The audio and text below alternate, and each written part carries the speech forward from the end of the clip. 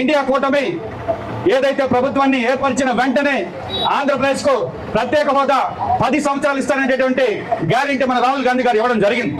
ఈరోజు రాజశేఖర రెడ్డి బిడ్డగా వైఎస్ జగన్మోహన్ రెడ్డిని ఆదరించమని ఆ రోజు అడిగితే సంక్షేమంలో ఒక అడుగు మనం ముందుకేస్తే రాజశేఖర రెడ్డి బిడ్డగా 2 అడుగులు ముందుకేస్తానన్నాడు. ఏసాడా అంటే ఈరోజు చాలా గొప్పగా చెప్తుంటారు, మేము స్విచ్లు వచ్చాం. ఈ రోజు ఈ జిల్లాలో అర్హత కలిగి ఉండి సచివాలయాలు అప్లై చేసుకుని పెన్షన్ రాని అర్హులు ఇంకా 8,000 మంది ఉండాలంటే దీన్ని సంక్షేమం అంటారా అని అడుగుతున్న వైసీపీ నాయకుల్ని. ఇది నిజమా కాదా? మీరు సచివాలయాలకు వెళ్ళి పెన్షన్కి అప్లై చేసుకున్న వాళ్ళు ఇంకా ఎంతమంది పెండింగ్ ఉన్నారని అడగమని చెప్తున్నా. ఆ విధంగా మనం ప్రభుత్వం వైఎస్ఆర్ కాంగ్రెస్ తెలుగుదేశంలో నచ్చక వైఎస్ఆర్ కాంగ్రెస్ పార్టీకి ఓటేశాం. ఈ రోజు మళ్ళీ నచ్చకపోతే వాళ్ళకి వేయాలనా, లేదనుకుంటే ఈ రాష్ట్రానికి ప్రత్యేక హోదా తెచ్చి ఈ రాష్ట్ర భవిష్యత్తుని దేశ భవిష్యత్తుని కాపాడేటటువంటి కాంగ్రెస్ పార్టీకి ఓటు వేయాలని ఒకసారి ఆలోచించుకోమని చెప్తున్నాను.